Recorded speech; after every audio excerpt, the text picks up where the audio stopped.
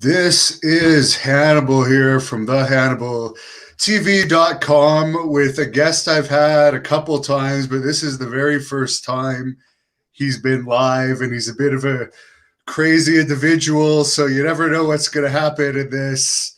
None other than Jason Sensation himself. I guess we could call you a former WWE superstar, couldn't we? I guess so. Maybe a talent or personality or whatever. Where did you never actually had a match for them, did you? Only on their developmental circuit. I never really had a match in the ring, except for that time Owen slapped me and put me in the sharpshooter. That's the closest I got to a match on their show.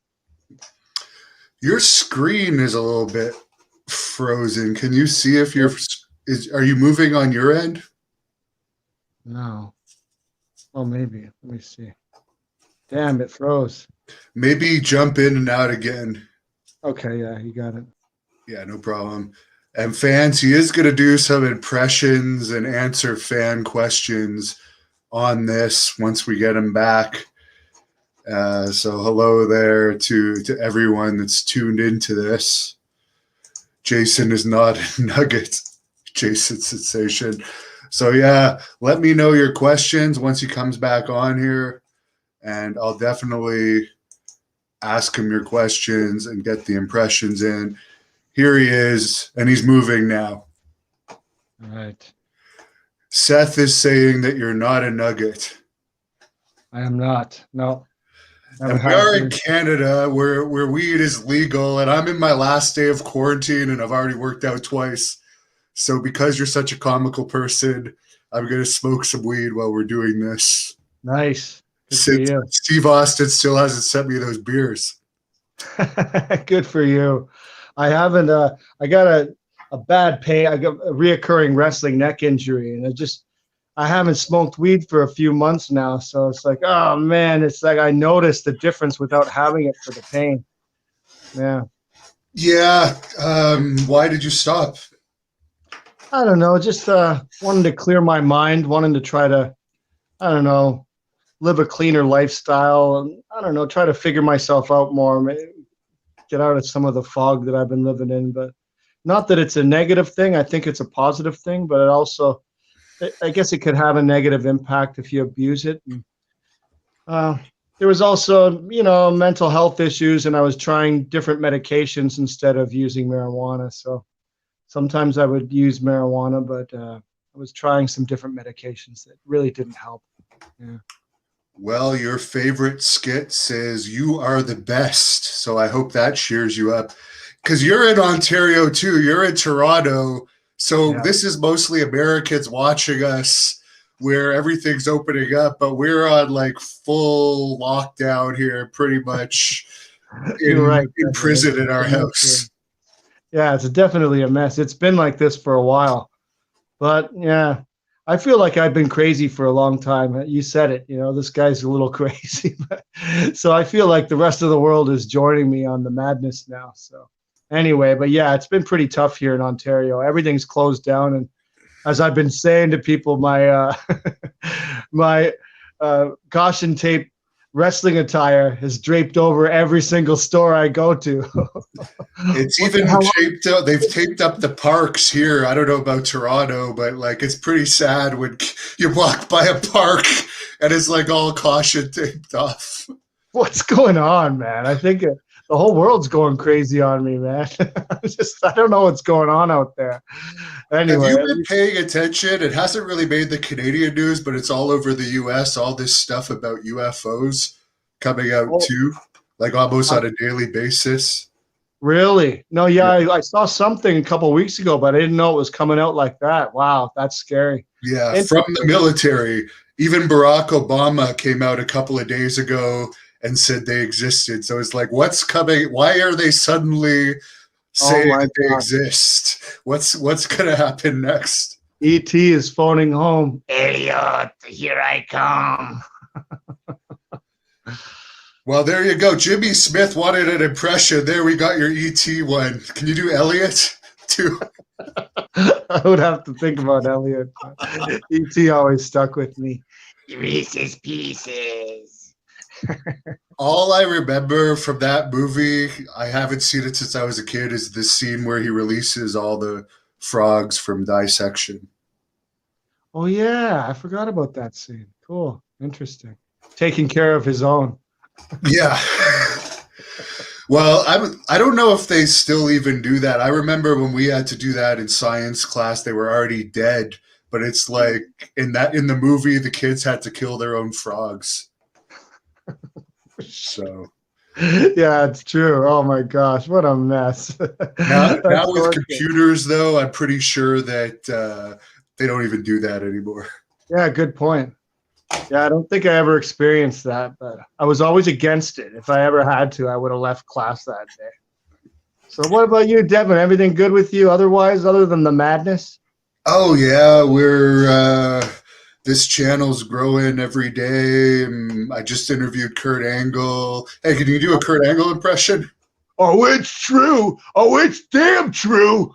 Oh, it's red, white, and blue true. Woo! There you go.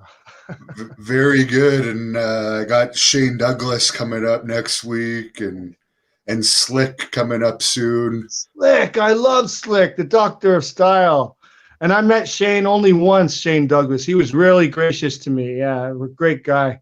And Slick, man, I never met Slick, but I'm a huge fan of Slick. Let me tell you ain't no job, so bro. People may find this unbelievable, but I actually have that song on my iPod, and when I'm running outside, that song, along with the Rougeau Brothers song, will still pump me up. I have those two as well as the Mountie song, and I sing it out loud, and I always get the oddest looks. I'm handsome, I'm brave, I'm strong. Hey, I'm going to take myself out of the screen. I'm very good friends with the Mountie. If you could do the Mountie, I'll actually send them the clip. Oh, cool. Okay. I am the Mountie, and I am the Jacques Rougeau. And you want a finger? Here is the finger, McMahon. Sorry, I don't know why I said that. Sometimes you don't know what you're saying when you do an impression. And for the fan, you actually brought up something that I had kind of repressed. But for the fans that don't know, in Canada, the Mounties actually sued WWE because they didn't like how Jacques was portraying him, because they actually don't carry shock sticks. But most of the Americans were actually buying that this is how the Mounties were. So in Canada, he would have to like do the promos, and instead of saying I'm the Mountie, I am the Jacques Rougeau, which really made no sense. That's right. And they changed the song to We're Not the Mounties, which I thought was hilarious. Yeah, that was a good way of getting back at them. Yeah, it's so funny.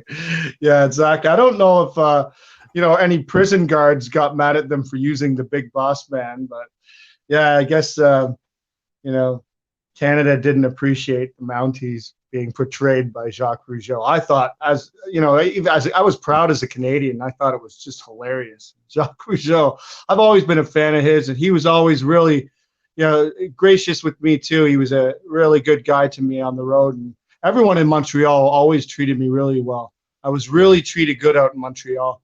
But big fan of Jacques Rougeau, and I wish they would bring him back sometimes. It'd be nice to see him come back. Well, a little known fact, but my channel fans know this, and I'll find the picture next time you answer a long question, is he actually tried to get the son that he had the most potential was Cedric to be successful in WWE. He's like 6'6", 300 pounds. And he is handsome. I've gone out to a lot of clubs with a lot of people, and I can tell you the few times I went out with Cedric, he is a chick magnet. He has the Rougeau last name. He could have been a huge star, but they never picked him up. But Jacques actually tried to make him and I the new Mounties with Jacques managing us. This would have been around 2014. He actually messaged, I think, Vince McMahon directly via email by it, but we never heard back. But that would have got over like crazy. Yeah, that would have been huge. I'm sorry to hear that. What I don't understand. Yeah, his son looks like $1 million.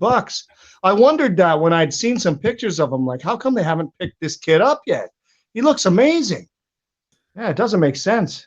The rumor and the innuendo is, and Jacques Rougeau was one of my trainers. That's how I know him so well and his family. But Kevin Owens had a bad experience with him, and there's heat. Really? So the rumor and innuendo is, the upper level talents kiboshed it when they ended up giving Cedric a tryout. They But did? nothing came of it. But it's like he has the last name, he has the size. You hire so many people from nothing. There was so much potential, and now he's like a used car salesman, and it's just Wow. like this is nuts. Yeah, Because that's too Kevin bad. Owens is not a representative of like Quebec like Jacques Rougeau was. Yeah, good point. Yeah, yeah. I was going to say the whole country is behind him, but they didn't separate. But yeah, no, like, yeah, the entire province is behind him 100%. And I mean, yeah, he could just do so much for the company still. And his son looks like, I don't know, like just by the look of him, I think they could do so much. He could be the next big thing. I mean, I really feel they could be dropping the ball on this one. Too bad. Yeah, I think they definitely dropped the ball on that. When Jacques had his third retirement match in Montreal, I think it was in 2018, there was 11,000 people there that Wow. went and covered it. That's So, amazing. yeah. See, still got it. That's awesome. He teamed with his sons. So it was like he teamed with all three of his sons, and it was a pretty good match. And just a sad night. I was there. I covered it. It's actually on the Hannibal TV for anyone that wants to look it up. But just he has another son too that lives in British Columbia, and he actually did some high flying stuff, and he was fully ripped. He's not as big as Cedric. Uh-huh. But I was watching this match, and I'm just like, this is so sad because you have 11,000 people. The Rougeau name is so strong, and you have these kids. And I'll put up the picture. This is the picture that Jacques sent to WWE. Oh my gosh. So there's Cedric, and like I would have been the worker of the team. I could have done all Jacques the work. still looks great. Jacques actually looks better than that now. Wow, that's awesome. That was in his backyard, but it's like that team would have had the potential because even though Cedric may not have been the season worker, I could have done it. He could have just looked handsome, and Jacques would have got us the heat automatically. For sure. That would have been great. But well, I don't know. I still like to keep hope alive, but I don't do it for myself, but just for others anyway. I think I've burned that bridge beyond coming back. Yeah, I actually have no interest in working for them anymore. I like doing my own thing. But you know what? Whenever we run again, if they ever let us run, if the aliens don't invade next, and then we're locked up, even worse, we would love to have you do something for Great North Wrestling once we get running again. Oh, thanks. I'd be honored. No, you guys are doing a lot of awesome things up there. It's so happy to see my old friend Charlie Haas up there. Oh yeah. He's actually in a different company, but that I was working with. But he's doing better. Oh, I mixed it up then. So. Yeah, no, it is confusing because it all airs on my channel. I worked with some different companies during this lockdown to still be able to wrestle. But tell us about Charlie, because not a lot of people talk about him. So I'd like to hear your experience, and I like him. Yeah, I like him a lot. He's a really wonderful person. Him and his brother, Russ, they really looked out for me. They were good guys. I fell into some problems in Memphis, Tennessee, and, not to put down Kevin Thorne, who's actually, we had our differences and some bad shit happened between us. But, when I found him on Twitter, he reached out back to me, and I was like losing my shit on him. And he really reached back out to me and was really kind and gracious and apologetic, and he apologized to me for anything that happened, and just reminded me that we were both kids at the time, and he was just trying to do his best to make it in the business, and he really regretted some of the stuff that happened anyway. So much respect to Kevin Thorne, but there was a time when he jumped me in the dressing not in the dressing room, in the training facility. He jumped me, and it was scary. It was like he had me by the throat, and I was like in trouble at the time. The guy towered over me and was double my size. And it was the Haas brothers that jumped in and grabbed him and pulled him off of me. And both of them, but Russ, God rest his soul. Oh my gosh, I have so many good memories of Russ Haas and Charlie, both of them. They were such good guys to me, and they were like big brothers to me, and they looked out for me. And yeah, I remember when I got let go, they both came and made sure they took me out a bunch of times. They just wanted to try to live the memories and keep the memories alive, and even try to keep in touch with me after the fact. And I even did an impression of Charlie's brother Russ. Don Pablo's. Hey, let's go to Don Pablo's. Let's go to Don Pablo's. But anyway, they're such good guys. And Charlie, we stayed in touch kind of over the years. You know, it would be every now and then, maybe every couple of years, we would touch base again. And there was a time he came to the television company I was working with in Toronto, City TV. And he was a guest on City TV, and I was a security guard. So I got to, you know, walk around and be his security guard for the day. And it was just so great to be reconnected with him and reunited with him. And I remember my main executive boss was stuck in this freight elevator, and he was banging on the window trying to get my attention as I walked by it probably 10 times with Charlie.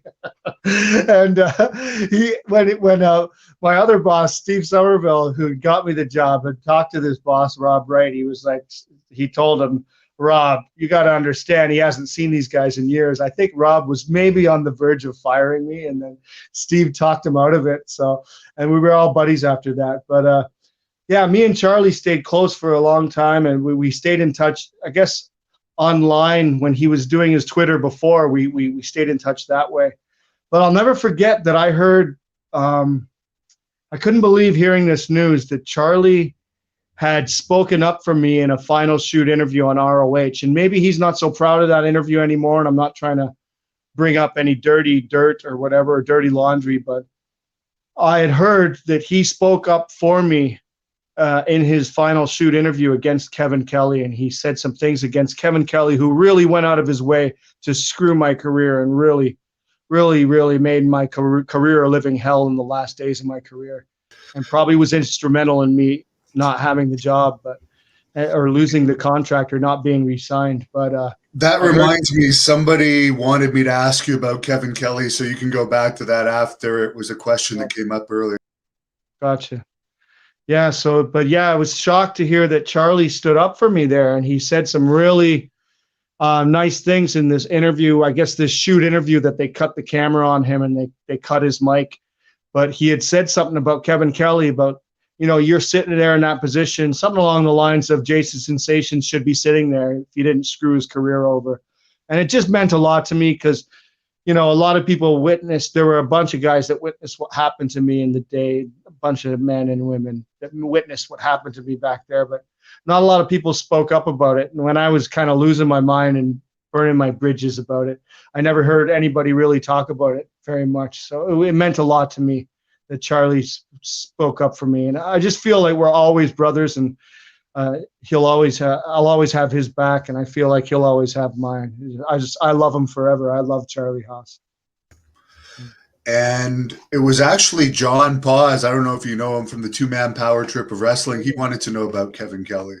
Oh yeah, we did an interview recently, not too long ago. So yeah, Kevin Kelly just went out of his way to screw me. And I talked about this on the podcast I'm doing with Dave Curran, Impressions of Wrestling with Jason Sensation, which we've got a hiatus, but hopefully we're going to get it back on the road someday. But yeah, there's a lot that went down with Kevin. He was in charge in Memphis. He was kind of in charge of the talent, and he was also working broadcasting on the show. And this guy just made my life a living hell. He bullied me and used his position to bully me at work, and just really drove me out of my mind. And I was just trying to do my best. And it was, you know, after a long period of being stuck at home, and I finally got an opportunity to show myself in Memphis, and I was living there, brand new country, brand new world for me. And this guy was making my life a living hell and not allowing me to utilize my talents and show the company what I really could do. Never allowed me to do broadcasting with him after I stole the show at this Make-A-Wish baseball game and showed how great I could be ad-libbing. Never let me sit down with him and do broadcasting. He would take this local guy that was well known locally and do broadcasting with him, but I never got to call a match with Kevin Kelly. I was announcing. He always called me Howard Finkel impersonator. He would never let me announce in my own voice. He would always try to cut me down and make me just say the voice instead of trying to announce it in a bigger way. You're trying to steal the boys' heat. Always get in the ring, get out of the ring, always on my ass and feeding the office bullshit about me. Some of the stuff I'd heard from some of the people that I trusted that were coming back to me like, this guy is burying you. Just buried me to the office, made my life a living hell. And the one time I almost touched base with him was when he was doing something on one of the wrestling dirt sheet sites. He was working with this guy. I forget the guy's name, but somehow we were supposed to go on air together, and I was really pissed. It was the time I was losing my mind. I was going off the deep end and maybe should not have been online burning a bunch of bridges. But I almost had the opportunity to speak to him, but we never made the connection on the phone. And all I got were these messages, are you being raped again? And all these awful messages I was getting from them. And it was just like, it's just, even after so many years, I never heard anything good from him. And I've reached out to him on many occasions, and maybe I've been a little, stiff with the way I've been reaching out, but it's going back on the pain that I dealt with. And, it's been a long time I've been trying to deal with this pain, and I get over it and then it comes back to haunt me and things of that nature. But he never once apologized. He never said sorry. And the last time I spoke to him was when he called me to let me go from WWE and say they weren't going to re-sign me and they're going to send me home a few months early from my contract. And he's like, I let them know how close I am with you, so they let me do the call. And it was just so condescending. And it's just like you really want to rub fucking dirt in my face, kick a man while he's down. And the last thing he said to me was, "Don't go jump off a bridge because they call people back all the time." It's just like, anyway, it was very hurtful the way he treated me, and I wish I could say I've gotten over it, and I've tried to, but I really want to forgive him, and I think I'm getting to that point in my life. I'm trying to get through to the point in my life where I can just forgive everyone I have a problem with, and try to let it go. And like as Bret Hart would say, get this big bag of bricks off my back. That's what I've got to do myself, and I'm working on it. But yeah, Kevin, I prefer to take the Ultimate Warrior's case. What he says, what isn't for you is against you, and who is against you is your fucking enemy. I take the opposite route. That is dead on. You got him down pat now. That's awesome. Somebody wants to know if you can do Lord Alfred Hayes. Oh, cool. Ladies and gentlemen, the promotional consideration is paid for by the following. Oh my goodness, what a match here at Maple Leaf Gardens. Unbelievable. What an unbelievable match. What a great wrestler. There, I'm trying on the spot, but I thought I could do him as a kid anyway. This is the funniest comment ever, and he must be talking about your beard. But Mike says you look like Brodus Clay. Oh, nice. Yeah, I don't know. I tell people I'm growing a mask now, but honestly, I just didn't shave for a little bit and then just started growing out, and I was just like, this looks as ugly as I feel. I was depressed at the time, and I'm like, I'm just going to keep it growing. And I really look at it like it's an ugly beard. But the odd thing I'm going to say is I'm getting, at the times we can go out because we're so closed off from the world here in Ontario, but we can still go to grocery stores and things of that nature. So when I do hit the grocery store or some of the places that are essential, I find that I get more attention from women that can see this somehow, these whiskers sticking out of the mask.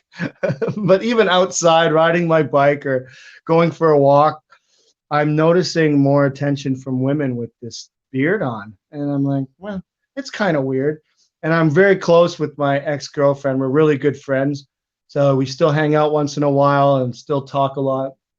So I was visiting her, Sophia, the other day, and she was like, I love your beard. And I'm like, really? I find it so ugly. I just think it's so ugly. I don't even know why I'm keeping it. And she's like, no, no, keep it. And so I told her, I have noticed, women seem to notice me more. And she said, it's a manly thing. Women are attracted to men with beards. It's a manly thing. And a lot of women are attracted to that. It is attractive on you, Jason. If you could trim it a little bit, it might look better on you, she said. But anyway, so it's just like, I don't know. It's still growing, so I'm keeping it for some reason. But You don't have the lip, and I notice if you're giving oral sex to girls, sometimes they'll complain about that. So you might have a good thing going there. Jimmy, no comment. Jimmy Smith wants to know if you have a Stone Cold impression. The bottom line is, I ain't never liked that little piece of trash, Jason Sensation. I blocked him on Twitter 10 years ago because he tried to give me a movie idea. I didn't even know he was on Twitter, and if I did, I would have blocked his ass before that. A little piece of trash. And if he gets through to me somehow, I'll whoop his little ass. And that's the bottom line. It's Stone Cold said so. Give me a hell yeah. There you go. Well, Tony has a comment that he actually thinks you should have a mustache. Tony Bronco, that's my boy, Tony Bronco. We're good buddies. Me and Tony are really close friends. Him and his dad and my dad, they worked together for years. And then I met Tony when I was cashing in those big WWE checks at the bank. And he was a huge wrestling fan. And he'd be like, I'd walk into the busiest day at the bank, and he was like running this bank. He'd be like, come on over. He'd let me beat the lineup. But we stayed in touch and we stayed good friends. Yeah, the beard looks okay. But he's a mustache. No. I like the Muslim look. Yeah, you actually do have a bit of a Muslim look now that you mention it. Now, Good to see you, Tony Bronco. Love you, brother. So maybe you'll appeal to, there's a lot of Muslim ladies in Ontario, for those who don't know. We have a high population. We'll see. I tend to scare people off immediately. I thought girls liked funny. You always hear that even like somebody, you actually, in the screenshot, you actually look good. You actually look handsome. Oh, thanks, brother. You look good yourself. You're taking care of yourself. Good man. But yeah, thanks a lot. No, I don't know. It's the mental illness. It's the crazy part that I think scares women off. There was a woman I was like, I'd fallen for. I never even met the woman, but I fell for her last year, and I was just like, I hadn't felt like I'd fallen in love for a long time, and I'd kind of written it off. But I was feeling like honestly feeling love, and I know sometimes guys are a little quick to draw with that. But anyway, that's what I was feeling, and I didn't really open that up to her, but just showing her that I liked her too much and maybe showing too much attention, it scared her right off. And she even said that I made her afraid. And I think it's, there's a stigma around mental illness. And I think there's a fear of, making someone who's depressed feel more depressed. So she even said she was afraid. And I don't blame her. I don't take it away from her, but I'm just saying it kind of put me back into my shell. It's just like, your time's over, son. Anyway, I'm getting up there. I'm 43 years old now. I saw this thing on Google that said I was 56 and have 2 kids. I don't have any children, and I'm 43 years old, okay? Just for the record. Yeah, a lot of people can change your Wikipedia, which some people don't understand. I don't know how to change your Wikipedia. Luckily, there's some fans of mine that do and fix some of the nice. People put, but like, you can't believe everything that's written online, obviously. Yeah, exactly. True enough. Someone would like to know, what's your favorite thing about wrestling, maybe of all time, or anything that still exists about it? I think it's the connection that it brings in families, and especially like father-son connections. I think it brings a lot of people together, and yeah, it's outside of actually what wrestling is, but I love the what's outside of it, that the way it can bring people together and families together. I always loved that part since I was a kid. Yeah. Yeah, and MMA really can't be like that because you can suspend your disbelief for wrestling, Excuse me. but like it's not the same bringing like a group of kids when people are legitimately trying to possibly kill the other person or literally break their arms. So wrestling is nice for that. I was at a rodeo event not too long ago, and I thought it was kind of cute. All the kids that were watching and all climbing on everything. But yeah, Nice. it's a good point that the whole Yeah. family can go, unless it's like death match wrestling. I I don't know just if you saw saw that. the clip of the guy getting his balls lit on fire last week, and he goes running right into a kid, and it's like, why do you even bring your kid to a match like that? That's not appropriate. Awful. I remember even when I was that match I had with Abdullah where he was cutting me up, little kids screaming, "Cut him again!" and "You're the one who asked for this." And I was just like, "Oh, this is too graphic for kids to watch." Anyway, what a mess. Yeah, agreed. Well, I'm glad you came out of that with just flesh wounds. Yeah. You're doing a lot better than him these days. I can tell you that. Now, Boulder is bringing up something. It's actually the Macho Man's 10-year death anniversary today. I put on a memorial event for him that had the blessing of his family. Awesome.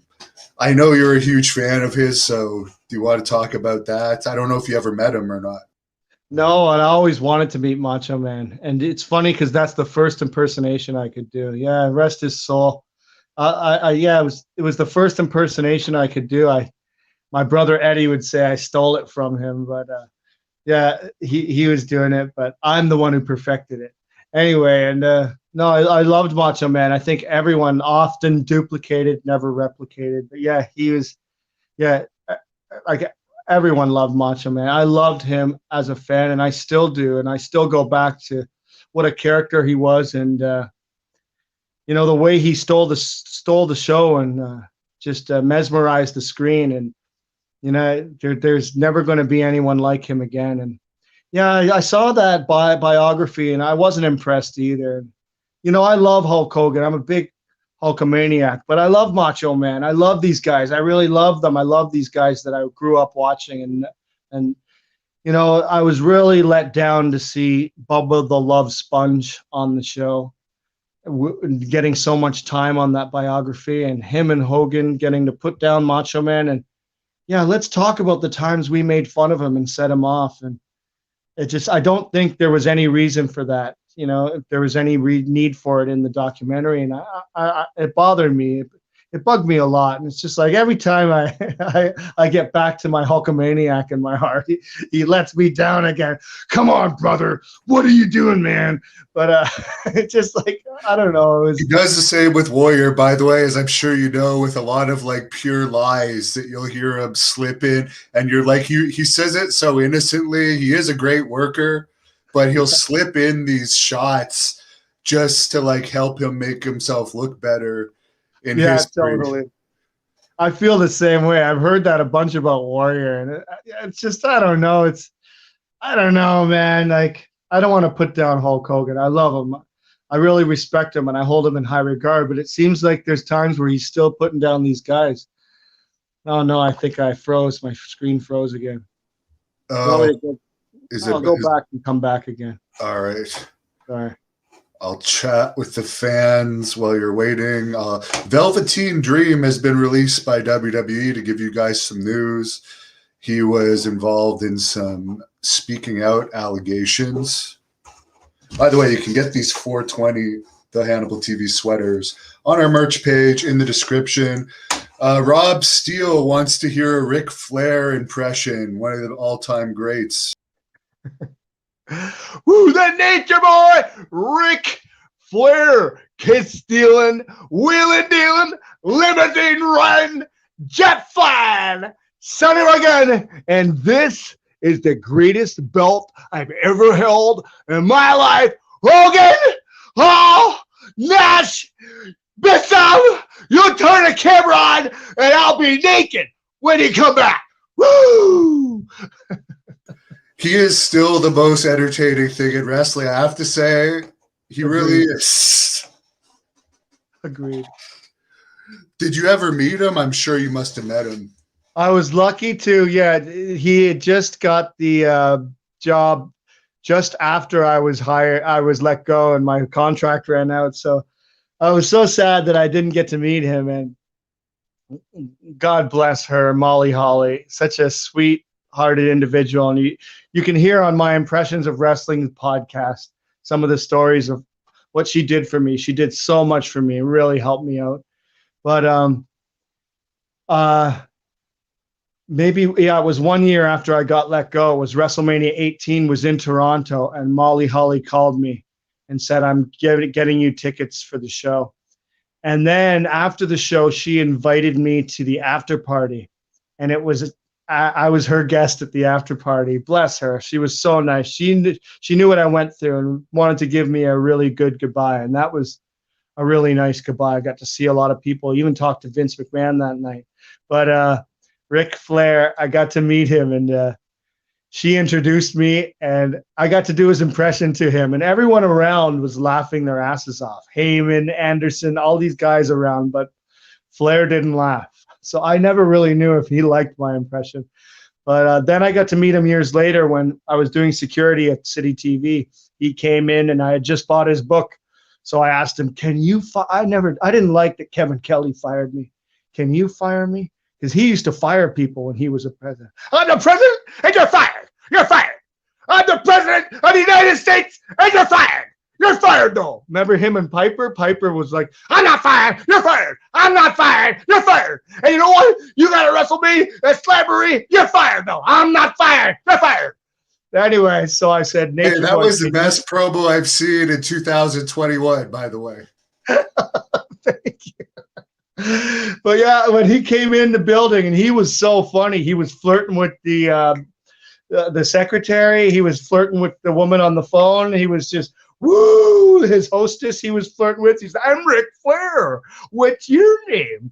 He was so funny. But yeah, and I asked him, I even brought my little brother John to come in and meet him that day. And we got a picture with Nate doing the Four Horsemen symbol. But I asked him to sign the Ric Flair book, firing me. Jason Sensation, you're fired. So that's how he signed my Ric Flair book, and I have his autograph. So Kevin Kelly, you're not the one who fired me. Ric Flair fired me. Woo! There you go. Now, this is an interesting one.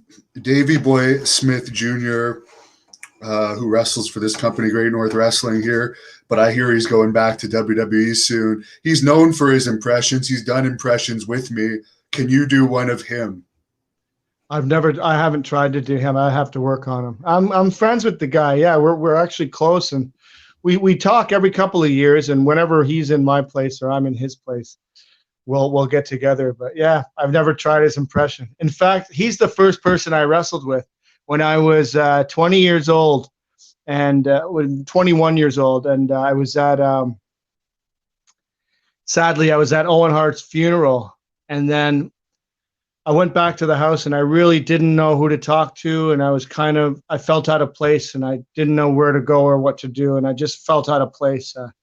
And Lindsay Basara Hart, who I'm still friends with now, she came up to me. She was just a kid, 14 or 15. She came up to me and said, hey, come hang out with the kids. They'll be happy. You'll help the kids. And I'm like, I don't even know where to go or who to hang out with. And I just feel out of place, and such a sad day. She's like, come hang out with us kids, because it'll be nice to have you do some voices for us, and you'll be able to get all some of our minds off it. So I went out and hung out with all the kids, and I was doing voices for everybody, and ended up going down to the dungeon for the first time. And Harry taught me how to wrestle there. Gave me some arm drags, and he was just half my size, and now I'm half his size. But yeah, it was a really nice moment out of a sad moment, and I'll never forget that. I'm still friends with both of them to this day. Yeah, a lot I of heart. actually have a dungeon match versus Harry on tape from like Wow, 2003 that I should get converted from VHS one day. that's cool. That's awesome. I'm going to give you some tips after this if you have PayPal, because someone's at paying you $5 to do a Mick Foley or John Cena. Really interesting. Awesome. Yeah, I don't know. Yeah, I've never looked into that stuff. Maybe I should. But Mick Foley, let me try. Sometimes I get him down perfect, and sometimes it doesn't work out. I'll try. Hey, Jason, it's Mick Foley here. Why don't you? No, it's not coming out good. What about John Cena? Yeah, John Cena. Let me try. I know you could probably do Mankind better than Foley, right? Yeah, Mankind, no problem. Have a nice day. No, but yeah, I don't know. It's not coming out good for some reason. I don't know why. I get because we're close and because I'm friends with him, I get worried about doing it wrong. So he gets his feelings hurt easily. Al Snow told me. I just get self-conscious because he's done so much to help me. I don't want to let him down. So yeah, I'd have to be in the best frame for it. But have a nice day. Bang bang. I was always a big fan of Mick Foley. So even back in the Cactus Jack days, I really loved him. So for him to be such a nice guy and such a friend of mine, I'm sure I've talked about that. But yeah, he's done a lot for me. We still keep in touch. And John Cena, I've never really tried. I'm John Cena. I don't know. Oh, damn it. You froze again. Oh, really? Damn it. Okay, I'll come back. It's a sign. Hulk Hogan doesn't want me talking about him. Neither does John Cena. Yeah, Hogan's. Yeah. Well, now we could wait and we could have some build up to the John Cena one. We'll try. So, yeah, he's going to come back and do the John Cena.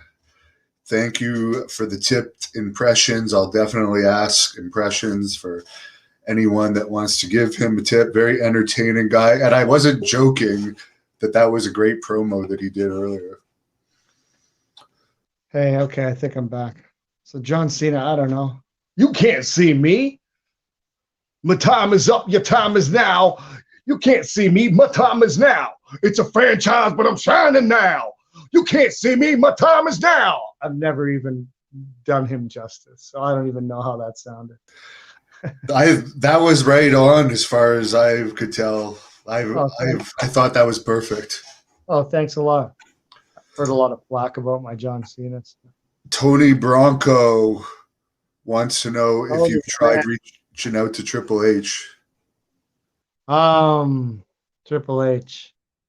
Yeah, no, I don't think so. You know what? There's been too many times I think I've burned bridges online, and I just, I got a lot of pain and suffering and from what happened with my career, and just sometimes the way my life turned out, I keep going back to what happened to my career and where I went off I went off the tracks and first got on the first wrong road, and it was back then. It was out of my WWE career, so I've never really tried to reach out to him. I think sometimes on Twitter I've tried, but it's not the place to try to reach out. But I've also said some really awful things when I've been drunk, and so some of the things it'd be really hard to take back. If I could, I'll just say it. Like, I take them back. I take a lot of the things that I've said drunk back. And so I think for Triple H, it's kind of like, he's busy doing his thing, and he can't really worry about someone who's been so, I don't know what the word you can use is, but unorthodox, that you can't trust. One day he's okay, and the next day he's not again. And some of the things I can blame on mental illness, and some of the things I just have to blame on me not getting over some things, dealing with myself and my own ego. But whatever, I try not to. I'm trying to find a forgiveful place in my heart. And anything that happened to me in WWE was not Triple H's fault. It wasn't him doing it to me. It wasn't Stephanie. It wasn't Vince.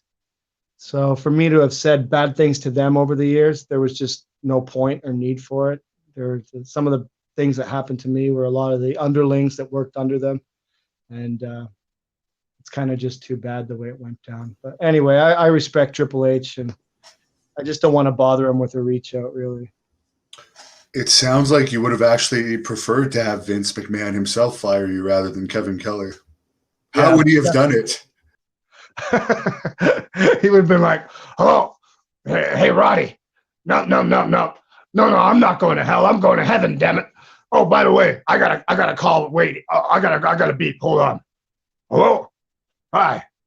Oh, Jason Sensation. No, the guy with caution tape. Yeah, I remember you. Yeah, you're the guy who does Shawn Michaels, right? Yeah. Guess what?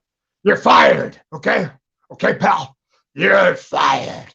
Now, if you ever call me again, in fact, I'm gonna block your number. If you ever call me again, I'll kill you." There you go. That is hilarious, and it's sad that you froze halfway through that. Oh, damn. See, Vince doesn't want me talking about him either. Okay. Well, if anyone has the power, it is Vince. But that was pretty good. Freemason Sensation. He even added in that Vince would actually kill him. Crazy. Who else do you guys want to see me interview? Let me know in the comments. Here he is. He's coming back. Hasta la vista. I said I'd be back. Someone asked earlier, and I can't find it, about Jesse Ventura. Oh, yeah, that's one of my best impressions. That's one of my favorite ones to do. Come on, McMahon. I'm the one who tells it like it is. I'm Jesse the Body Ventura. And Hulk Hogan, you're a conspiracy. You're a conspiracy, Hulk Hogan. And Donald Trump, I should have ran against you, Donald Trump. Come on, McMahon. There you go. That's excellent. And Sharp Fitness Lock says, can you do Jerry Lawler, do it again, do it again? Do it again. Do it again.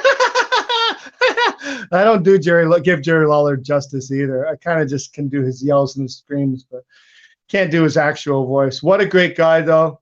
And when he was brought back to WWE, and it was just like you, Devin, it was just after that awful tweet I did, which, you can go back to my impressions of wrestling and hear my apology, or even on your show where I was just so sorry that I had done something like that. But I had definitely burned the bridge forever with that tweet. But Jerry Lawler still put me on his podcast and brought me on his show. And I'll never forget, I asked him, why are you doing this? I'm sure you're going to get heat for this. You're back on Raw and you're putting me on your show. And he's like, I haven't heard anything. I wouldn't worry about it. So anyway, he was really nice about that. He was always good to me. Yeah, Jerry Lawler, a good guy. He doesn't strike me as someone that really cares about the internet gossip. Yeah, true enough. Yeah. And he's still wrestling. I saw he wrestled Big Cass not too long ago, a couple weeks ago. I think he may have beat him too. Really? I think so. Gosh, that's awesome. I wonder because, I had a heart attack and I got stents put in. And I heard Lawler got stents put in. So I think I wrote him once, but I didn't get a reply. I'm sure he gets a million messages a day. But I was just because I wondered if I could still wrestle after getting stents put in. I wrestled one more match and just taking a push where the woman, Mindy O'Brien, this bodybuilder, she pushed me kind of in the chest. She didn't mean it. But anyway, I was worried. My heart was hurting there, and I felt some pretty tough angina right during the match, and it took me a while to catch my breath again. So I wanted to always ask Jerry Lawler if you can still wrestle with stents, if you can take a chop and things of that nature when you have stents in. I asked my cardiologist. Don't even bother. You'd be way better as a manager. Thanks. That's what my cardiologist, he did say, why would you even bother? Why would you even bother? It just doesn't make sense to me. I'm like, you don't know wrestlers, man. It's in your blood. Yeah, but honestly, your strong suit would be managing. So at least you mentioned you're 43. You can manage till you're like 60 at least, as long as you don't get any serious injuries. That's true. But I'm not going to say this because you already didn't expect this, but for the fan that was asking if WWE would take him, if you have stints in your heart, they would never play with that risk. Yeah, true enough. Yeah. I don't damn it. You freaking froze again. We're almost done. All you had to say was WWE, see? I'm watching you, Sensation. Okay. Hasta la vista, baby. I'll be back. He is a very good promo. He would do great as a manager, I think. All right, we got it. Travis, Burge, JR would like to hear a Y2J impression. Okay, this is me. Well, one time I saw Chris Jericho at an after-hours party, and I walked in and I was like, "Welcome to Raw's Jericho. Welcome to it." And he was like, "Oh shit, they got the impersonator here. Great, the impersonator's here. Hi, Jason. Been a long time. Great, the impersonator's here." But no, Jericho's always been nice to me, and he actually, I think he follows me on Twitter still, and so I could still message him. The last thing I messaged him was, "Hey, Jericho, I know I got bad press, but do you think you can hook me up with AEW? I could do voiceover work and all the legendary voices of all these wrestlers, and you guys could pay me in Canadian funds, and I could do the recordings here in Canada. And, this, on top of all of that, you wouldn't even have to know that it was me. You wouldn't even need to put me on the credits. So forget the bad press. Can you bring that to Tony Khan?" And he didn't get back to me, but I'm sure he was getting a ton of messages about people trying to get work at the time. So I didn't hold it against him. I'll be honest, though, and I think the fans would agree with me. You fans can say it in the comments. I think Jason would be more of an asset to AEW than Luther. Without question. There's no other reason than Jericho pulling strings for that guy to be in there. Oh, that's nice of you. Thanks. Boulder says every Canadian kid wanted to be you. Thanks for the memories.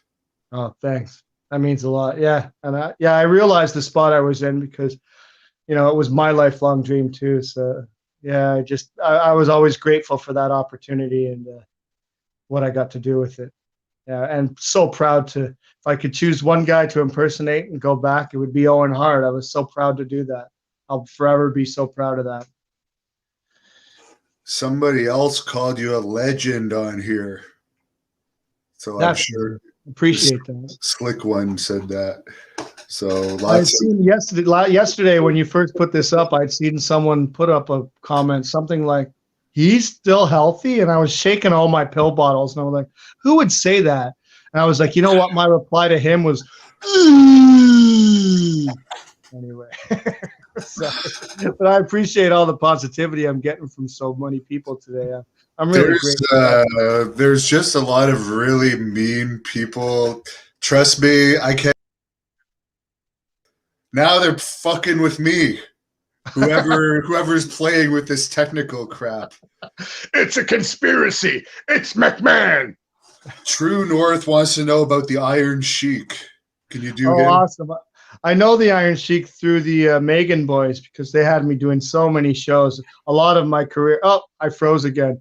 Son of a bitch. No good motherfucker. Froze the machine. Look at me. I'm Mr. Freeze from Batman.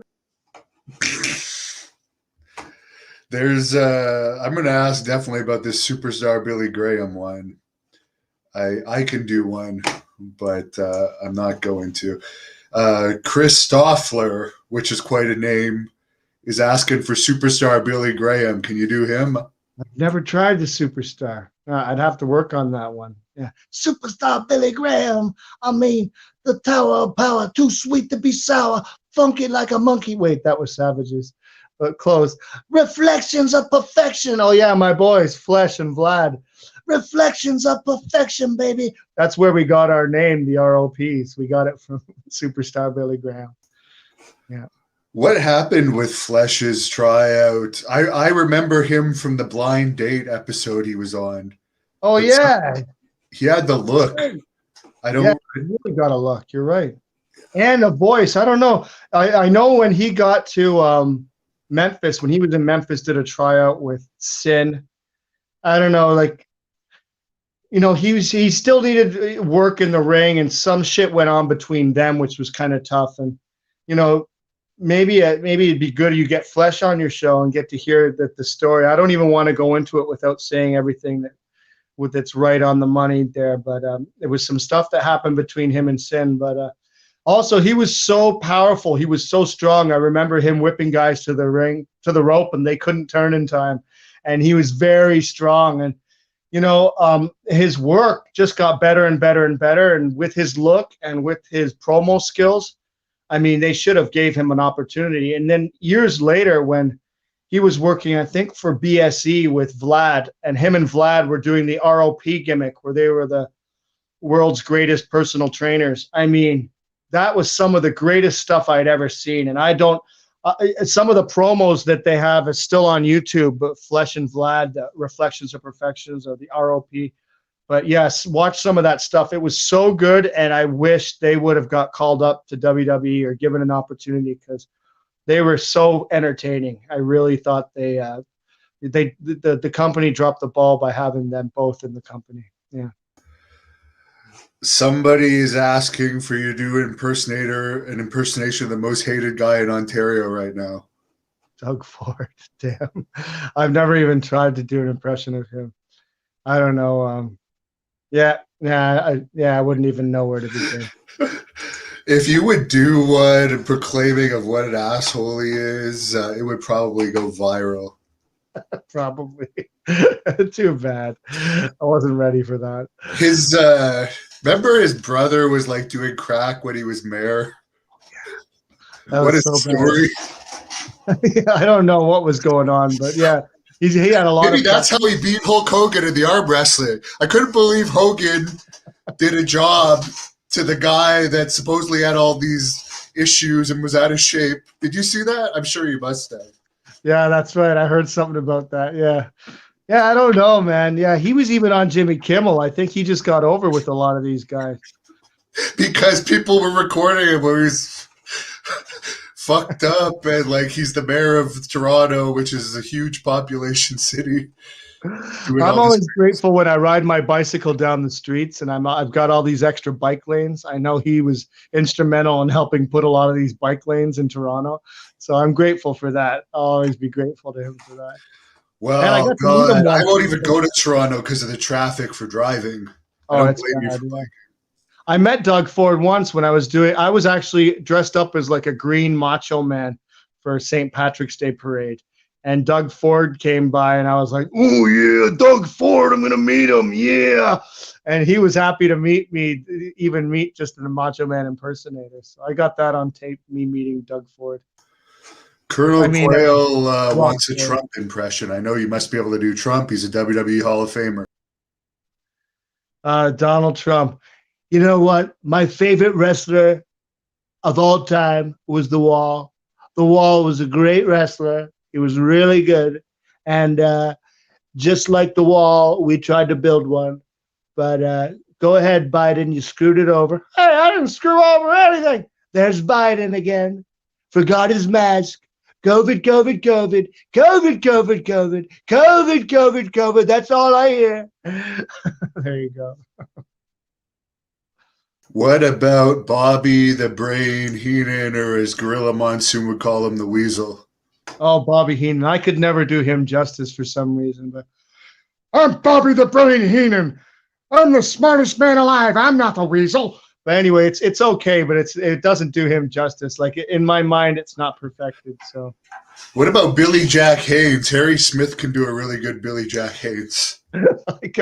I've never tried him. I would love to hear Harry's. There, I'll send you Harry's. Billy Jack saw it too, and he didn't really like it, which makes it even more funny. I've watched the clip of Harry's Billy Jack impression hundreds of times. Hilarious. He does a really good Arn Anderson as well. Yes. Yeah, I got the Arn Anderson. Can you do it, Arn Anderson?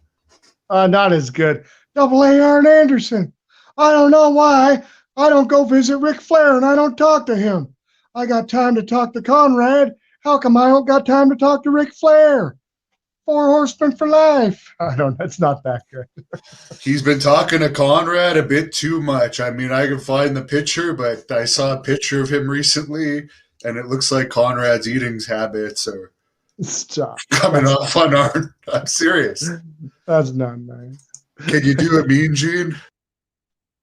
Mean Gene Okerlund. No, I can't. I wouldn't do him justice. He had such a distinctive voice, and he is actually the guy I wanted. I wanted to be the next Mean Gene. That was my dream, to be the next Mean Gene. So it's funny, but I could never get down his deep.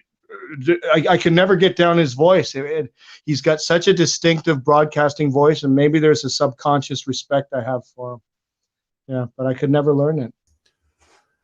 Someone asked a question earlier: who was the nicest wrestler and who was the meanest? I think Mordecai is probably the meanest if he actually attacked you, but I don't know. Yeah, well, with his apology, it's weird when you say sorry to someone, how much it could do, and I forgive him, and I don't think he was the meanest. His explanation, Mordecai, Kevin Fortig, his explanation of what he was going through at the time, being young and impressionable, and trying to get in with these guys who were kind of setting him off and putting him down, like putting him up to some of these things. So his apology really meant the world to me, and I would honestly say the nicest guy was Owen Hart. He'll forever, always, to me, be the nicest human being I've ever met in my life. Funniest, most kindest person, and also now Mick Foley and Bret Hart.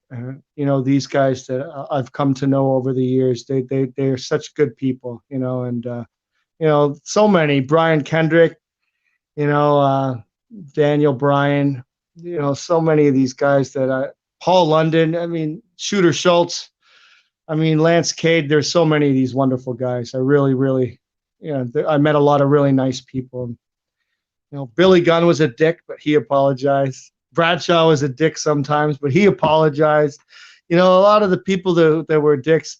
I guess there's probably the meanest guy to me was an agent who messed with me pretty bad, and he's passed away now, so I'd rather not mention his name. Pat Patterson. No, it wasn't Pat Patterson. Pat Patterson was really cool with me. He was great to me. Yeah. Can you do him? The last time I saw him, I was like, Pat Patterson. It was at Dolph Ziggler's comedy show. I was like, Pat, could you? I was going on after him. I was like, could you introduce me? And he hadn't seen me for maybe 20 years. And I was like, can you please introduce me? And he's like, what's your name? And I said, Jason Sensation. But I don't know who the fuck you are. And he walked off. So I can't really do his impression, but Mick Foley can do a better impression of him. What about Andre the Giant, whose birthday was yesterday? He would have been 75. That's right. Andre the Giant. They put me on the pedestal because I am the greatest eighth wonder of the world. Happy birthday to me. I quit drinking.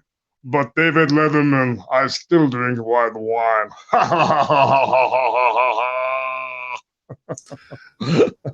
That one's pretty good. What about, I know you can do Terry Funk, one guy that I actually beat the crap out of and ridded the wrestling world of. I'm Terry Funk.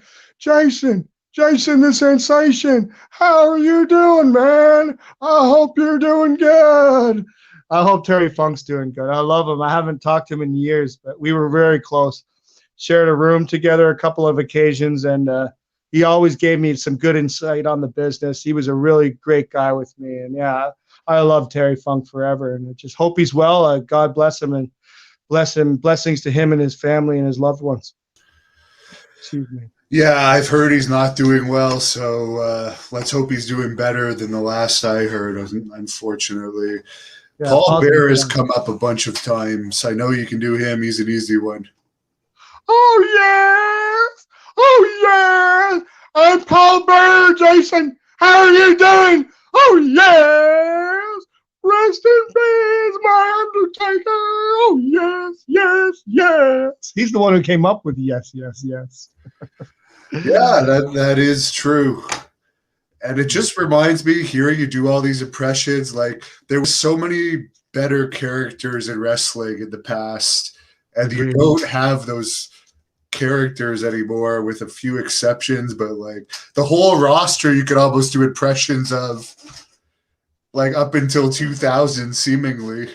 Yeah, so true. And yeah, that's the way I feel about these. And a lot of people ask me to do impressions of the day now, and I just can't seem to get them down pat. And it's nothing personal against any of these workers who, there are some amazing workers who can run circles around some of the workers from back then. But I don't know. I like the work back in the day. Like Bret Hart always says, it always seemed like a real fight. I'll say it in Bret Hart's voice. It always seemed like a real fight back in the day. You know, nowadays, you never go into a bar and see someone jump off a bar and do 3 flips before they land on somebody waiting to catch them. And there was always a more real aspect to wrestling back in the day. So as much as I'm not putting down the athletics of what they do now, the back in the day, there was just so much more. I don't know. Yeah, not talking about as much as the athletics, but I agree with Bret Hart on that. But the characters and the guys being able to be extensions of themselves and kind of coming up with their own material and their own promos. I mean, it's it can't be duplicated. It can't be redone. Those were the days. Those were the people we used to watch. And yeah, I can't seem to grasp doing impressions of guys of this day for some reason. No, I don't like Jim Cornette very much, but someone here asked about Jim Cornette and Vince Russo, if you could do them. I can't. I don't think I can do a very good Jim Cornette, but he's using his pull to freeze you. I'm scared of doing Jim Cornette. The guy will make me. He'll drive me to suicide in his rebuttal. Oh, okay, God. He doesn't even leave his house. I'm scared of him. He can be so mean. Okay, let me go and come back. Okay. Yeah, I don't know why people are afraid of him. He's banned from all the companies. He does make a huge amount of money, by the way. Someone brought up the other day, it was funny, they were like making fun of me for like not being in Ring of Honor or Impact, and I'm like, I make way more money being a reporter than I would in either of those companies. I actually probably make more than the majority, if not all, the NXT people. And that guy, the guy responds back, well, that means Jim Cornette is also making a lot of money. It's like, yeah, Jim Cornette actually makes probably hundreds and hundreds of thousands of dollars a year doing what he does. I guarantee you. So it's like, are you guys in denial? But I'm not a fan of him, but I'm not denying that he's got a following. He's been in the business since the 1980s. I think we may have scared Jason off asking for that impression. He's afraid that I'm actually going to force him to do the impression. All right, folks, I'm going to call it. There was tons of impressions there. Thanks for watching. Thanks for those that tipped. Thank you for watching the Hannibal TV. Please like this video